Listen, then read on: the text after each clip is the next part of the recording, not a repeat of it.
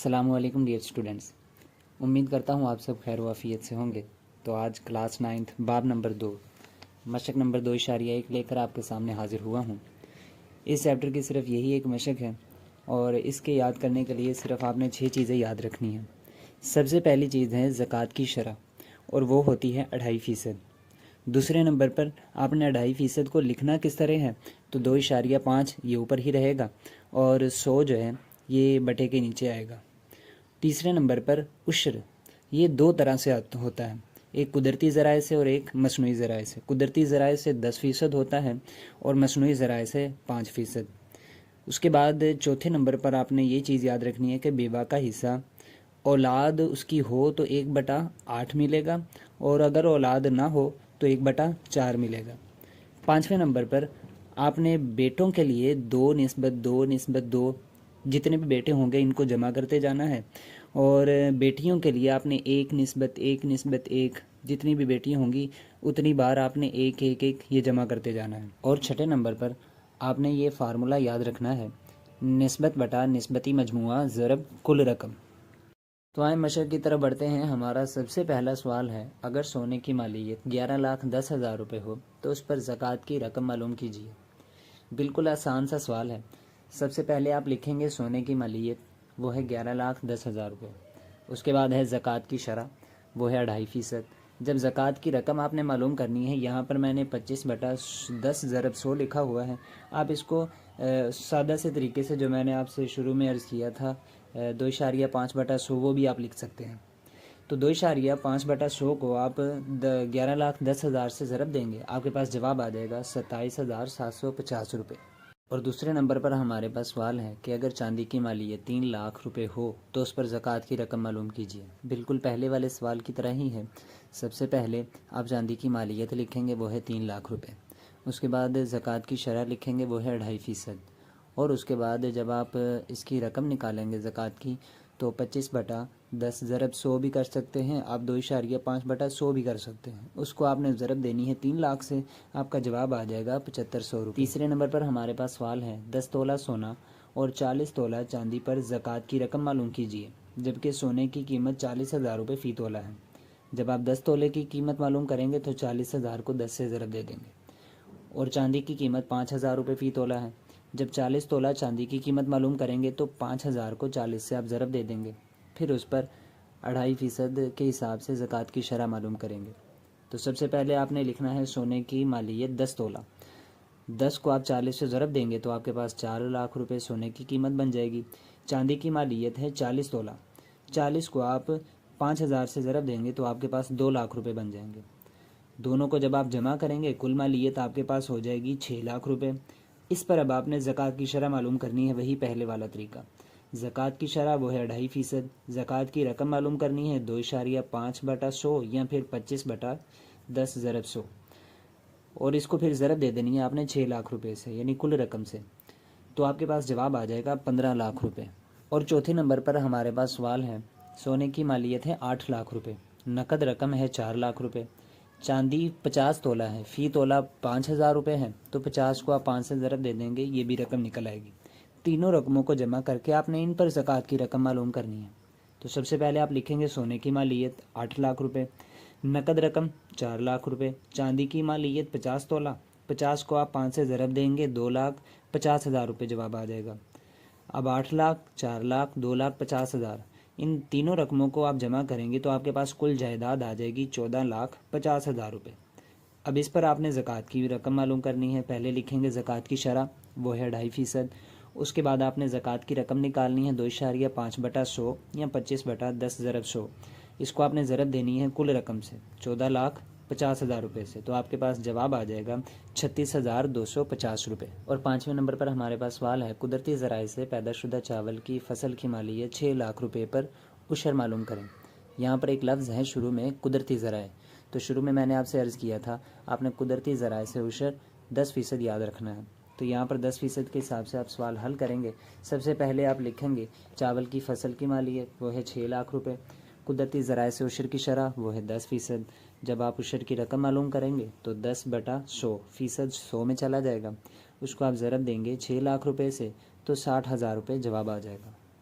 और सवाल नंबर 6 है, मसनूई ज़राए से पैदाशुदा गंदम की फसल की मालियत 3,50,000 रुपये है, उस पर उशर मालूम कीजिए।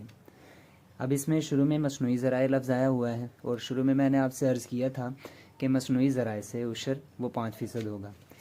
तो इंतहाई आसान सवाल है। सबसे पहले आप लिखेंगे गंदम की फसल की मालियत वो है 3,50,000 रुपये और उसके बाद आपने मसनूई ज़राए से उशर की शरह वो लिखनी है, वो है 5%। उशर की रकम जब आप मालूम करने लगेंगे तो 5/100 इसको आप ज़रब देंगे 3,50,000 रुपये से, आपका जवाब आ जाएगा 17,500 रुपये। और 7वें नंबर पर हमारे पास सवाल है, अगर किसी शख्स ने 7,50,000 रुपये मालियत की जायदाद छोड़ी, उसकी एक बेवा, 2 बेटे और 1 बेटी है, हर एक की जायदाद की मालियत मालूम कीजिए। तो सबसे पहले आपने लिखना है कुल मालियत वो है 7,50,000 रुपये। शुरू में मैंने आपसे अर्ज़ किया था जब बेवा का हिस्सा निकालना है, अगर तो उसकी औलाद नहीं है तो उसको 1/4 मिलेगा, अगर औलाद है तो 1/8 मिलेगा। यहाँ पर उसकी औलाद चूँकि मौजूद है तो यहाँ पर आप 7,50,000 रुपये को 1/8 से ज़रब देंगे, आपके पास जवाब आ जाएगा 93,750 रुपये। अब बकिया रकम निकालनी है तो 7,50,000 रुपये में से माइनस करेंगे आप 93,750 रुपये, आपके पास जवाब आ जाएगा 6,56,250 रुपये। अब चूँकि बेटे और बेटियों में निस्बत सबसे पहले निकालनी है, उसके बाद इनकी रकम निकलेगी। तो शुरू में मैंने आपसे अर्ज़ किया था बेटों के लिए 2:2 करते जाएंगे और बेटियों के लिए 1:1। अब जितने बेटे हैं उनके लिए उतनी मरतबा 2 लगाते जाएं और जितनी बेटियां उनके लिए उतनी मरतबा 1 लगाते जाएं। तो यहाँ पर हमारे पास चूँकि 2 बेटे और 1 बेटी हैं तो इन बेटों के लिए आप 2 को 2 मरतबा लिखेंगे, 2:2, और बेटी को चूँकि 1 ही है तो 1 निस्बत सिर्फ 1 ही लिखेंगे। अब आपने निस्बती मजमुआ निकालना है, 2 + 2 + 1, यानी जिस जगह निस्बत है वहाँ पर आपने जमा की अलामत बस लगा देनी है। तो ये निस्बती मजमुआ आपके पास आ जाएगा 5। अब जब बेटी का हिस्सा निकालना है या बेटे का, फार्मूला मैंने आपको शुरू में बताया हुआ है, निस्बत बटा निस्बती मजमुआ ज़रब कुल रकम। बेटी की निस्बत है 1, बेटे की निस्बत है 2, बस इस निस्बत को ऊपर लगा दें और निस्बती मजमुआ वो 5 नीचे ही रहेगा और ज़रब कुल रकम 6,56,250 रुपये उससे आपने कर देनी है। तो बेटी का जब हिस्सा निकालना है 6,56,250 रुपये, इसको आपने ज़रब देनी है, बेटी की निस्बत 1 होती है तो 1 ऊपर लगा देंगे, बटे में आएगा निस्बती मजमुआ, वो आपके पास आ चुका था 5। तो ये जवाब आ जाएगा 1,31,250 रुपये। और जब बेटी का हिस्सा निकालना है इसी रकम को आप 2/5 से ज़रब देंगे, चूँकि बेटे के लिए निस्बत 2 आती है तो यहाँ पर 2/5 आएगा, इसको आप 6,56,250 से ज़रब देंगे तो आपके पास जवाब आ जाएगा, एक बेटे का हिस्सा है 2,62,500 रुपये। और 8वें नंबर पर हमारे पास सवाल है, अगर एक शख्स ने अपने पीछे एक बेवा, 4 बेटियां छोड़ी हों तो उसकी 4 लाख रुपए मालियती विरासत में हर एक का हिस्सा मालूम कीजिए। तो ये भी पहले वाले सवाल की तरह ही है। सबसे पहले आपने लिखनी है कुल मालियत, वो है 4 लाख रुपए।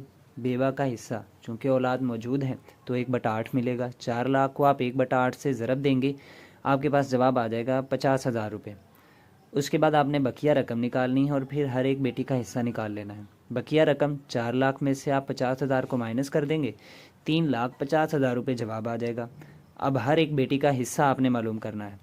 चूँकि 4 बेटियां हैं तो उनके लिए 4 मरतबा आपने 1:1 सबको जमा कर देना है, निस्बती मजमुआ आपके पास आ जाएगा 4। अब निस्बत बटा निस्बती मजमुआ यानी 1/4 ज़रब कुल रकम यानी 3,50,000 रुपये, वो आप ज़रब देंगे तो आपके पास जवाब आ जाएगा 87,500 रुपये। और 9वें नंबर पर हमारे पास सवाल है, अगर एक शख्स ने अपने पीछे एक बेवा और 15 लाख रुपए मालियत की जायदाद छोड़ी हो तो उसकी बेवा का हिस्सा मालूम कीजिए। इंतहाई आसान सवाल है, इसमें किसी बेटे या बेटी का हिस्सा मालूम नहीं करना। अब उसकी औलाद नहीं है तो शुरू में मैंने आपसे अर्ज़ किया था अगर उसकी औलाद मौजूद ना हो तो उसको 1/4 मिलेगा। तो सबसे पहले आपने लिखना है कुल मालियत 15 लाख रुपए, बेवा का हिस्सा 1/4 होगा, तो 15 लाख को आप 1/4 से ज़रब देंगे, जवाब आ जाएगा 3,75,000 रुपये। और 10वें नंबर पर हमारे पास सवाल है, अगर एक शख्स ने अपने पीछे एक बेवा, 2 बेटे और 20 लाख रुपए मालियत छोड़ी हो तो इनमें से हर एक का हिस्सा मालूम कीजिए। ये बिल्कुल सवाल नंबर 8 की तरह ही है। सबसे पहले आपने कुल मालियत लिखनी है, वो है 20 लाख रुपए। बेवा का हिस्सा लिखना है 1/8, उसको ज़रब देनी है 20 लाख से, जवाब आ जाएगा 2,50,000 रुपये। बकिया रकम निकालनी है तो 20 लाख में से आप 2,50,000 को माइनस कर देंगे, जवाब आ जाएगा 17,50,000 रुपये। अब हर एक बेटे का हिस्सा मालूम करना है। चूँकि बेटों के लिए निस्बत आती है 2, तो 2/4 लिखेंगे आप, क्योंकि बेटों का मजमूआ 2 बेटे हैं तो 2/2 यानी 2 + 2 ये हो जाएगा 4। तो 2/4 इसको आप ज़रब देंगे 17,50,000 रुपये से, तो आपके पास जवाब आ जाएगा 8,75,000 रुपये। और 11वें नंबर पर हमारे पास सवाल है, असगर ने एक जायदाद 4,80,000 रुपये छोड़ी। उसने अपने पीछे एक बेवा, 3 बेटे और 4 बेटियां छोड़ी। जायदाद में हर एक का हिस्सा मालूम कीजिए। तो सबसे पहले आपने लिखना है कुल मालियत 4,80,000 रुपये। औलाद मौजूद है तो बेवा का हिस्सा आएगा 1/8। 1/8 को आप 4,80,000 से ज़रब देंगे, जवाब आ जाएगा 60,000 रुपये। अब बकिया रकम निकालनी है, 4,80,000 में से आप 60,000 को माइनस करेंगे, जवाब आ जाएगा 4,20,000 रुपये। अब चूँकि बेटे उसके हैं 3 और बेटियां हैं 4, तो बेटों के लिए आप 2 को 3 मरतबा निस्बत में लाएंगे और बेटियों के लिए 1 को 4 मरतबा निस्बत में लाएंगे।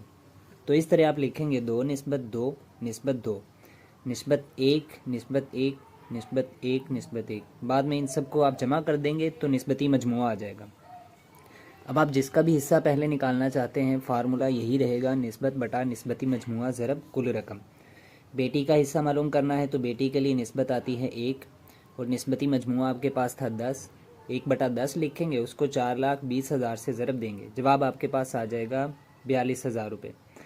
बेटे का हिस्सा मालूम करना है तो 2/10, इसको आप ज़रब देंगे 4,20,000 से, तो जवाब आ जाएगा 84,000 रुपये। और 12वें नंबर पर हमारे पास सवाल है, नजीब ने 4 लाख रुपए अपने विरसा में छोड़े। उसने अपने पीछे एक बेवा छोड़ी जबकि उनके यहाँ कोई भी औलाद न थी। तो नजीब की बेवा का हिस्सा मालूम करना है। इंतहाई आसान सवाल है। अगर उसकी औलाद नहीं है तो उसको हिस्सा मिलेगा 1/4। कुल मालियत है 4 लाख रुपए। बेवा का हिस्सा 4 लाख को आप 1/4 से ज़रब देंगे, जवाब आ जाएगा 1 लाख रुपए।